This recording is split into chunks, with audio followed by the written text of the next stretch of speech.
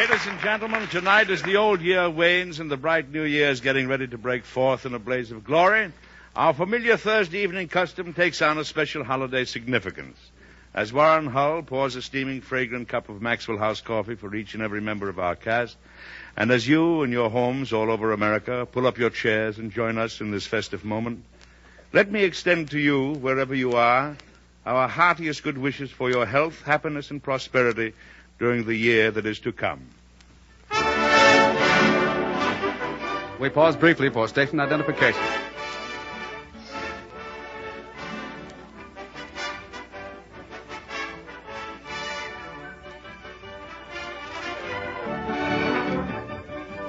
This is Edward Arnold again, and we continue our good news program as Meredith Wilson and his orchestra play one of the best of the new popular songs, Day In, Day Out.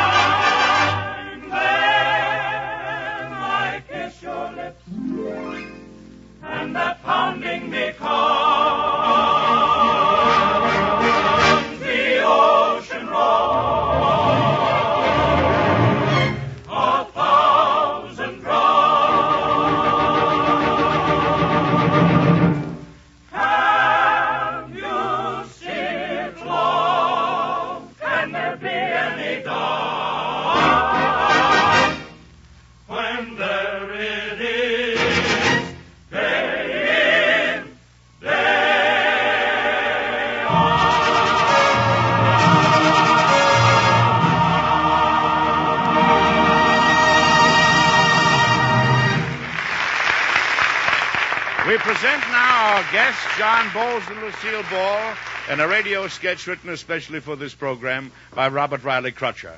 It's called Invitation to the Waltz, and if Meredith will ring up the curtain, we'll start the performance right now. Meredith?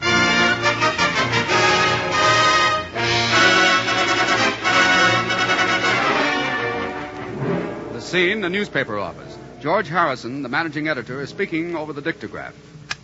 Duffy, where have you been? I told you to stick on this dictograph. Hello. I'm sorry, Chief. I was over at the lunch wagon. I just got back. Again? Well, what are you trying to do? Homestead that place? Stop the presses. I want a 2-column editorial on the first page.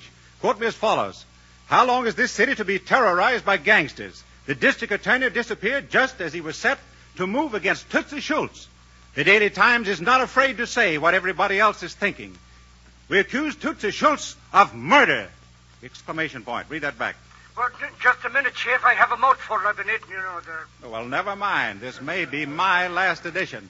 So start those presses rolling, that's all. Come in. Oh, Deanne. What do you want, honey? You sent for me. Yeah, what for? Oh, yes. Where did you put that clever obituary I wrote for myself? On your desk. Oh, my... Well, that's fine. Lost already. Well, it's got to be found. Call for volunteers. Organize a safari and go through that jungle till... No, that's all I've heard since I've been on this paper. How long are you going to keep me in the morgue? What's the matter? You getting corpse conscious? Oh, I want to be a reporter. I want to go out on a story. Deanne, you don't know what you're saying. A newspaper's no place for a sweet child like you. Why, your nerves get so tense they vibrate like a barn. Like a harp in a barn, you know that. Listen to mine.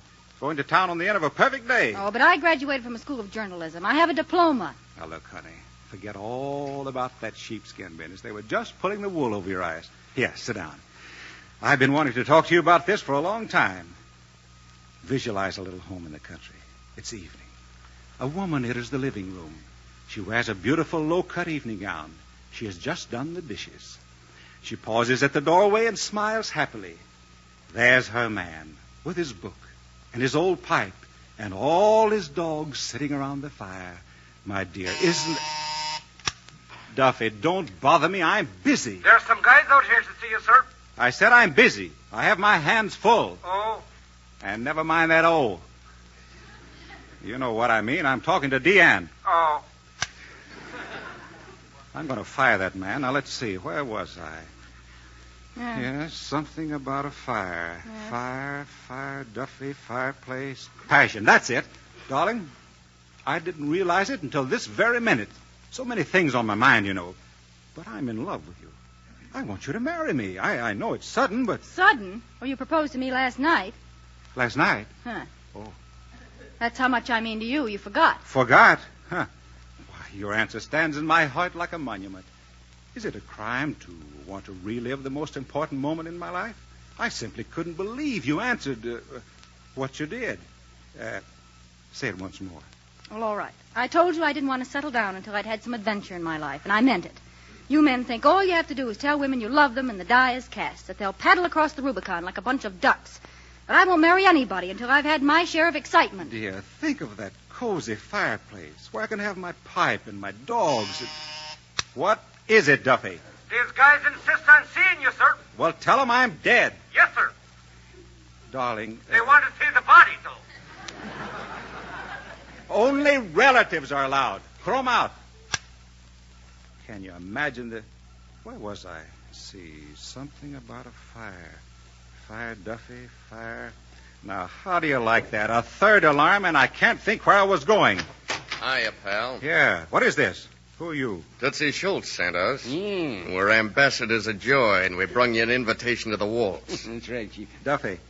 Duffy? He had a little stomach trouble. He's over at the lunch wagon taking a cure. Duffy! If Tootsie thinks he can stop my editorials with a payoff... Payoff? That's a laugh. When you hit the jackpot on Tootsie, he pays over with a couple of slugs. Why don't you be smart? Yeah, why didn't you? You can't prove nobody murdered the DA. You ain't even found a body. Well, I will, and when I do, I'll drive you and gangsterism out of this city once and for all. Yeah? Maybe. You kind of like this dame here, don't you? Maybe you'd feel different if something was to happen to her. Huh? What do you mean? Well, if this isn't the silliest thing I ever heard of, I'm going to get a manicure. All right, you mug scrapper. Come on, Don't let her get away. Let go of me. George, just because I say I want a thrill, you have these idiotic-looking men come in here and pretend to be gangsters. The least you could have done is wait a while so it wouldn't have been so obvious. Dear, I don't think you quite understand the situation. Oh, why, they don't even know how to act tough. What do you mean, act? We are tough. Why, we're so tough, we... There. You see? Even they don't know how tough they are. But this is Tootsie Schultz's mom, honey, and they have guns. Well, so have I, and I'm going to let them have it. I was just kidding. Just wanted to see you jump. What's the matter with that dame? What's the matter? She nuts? She must be. Grab them both. Come on, Dave. Take them to the old house in the country. Oh, George, all this isn't fooling me a bit. You can't get me to marry you with any fake kidnapping. I meant it when I said I wanted a thrill. Well, it's a dull world, honey, but you never can tell. Things may pick up.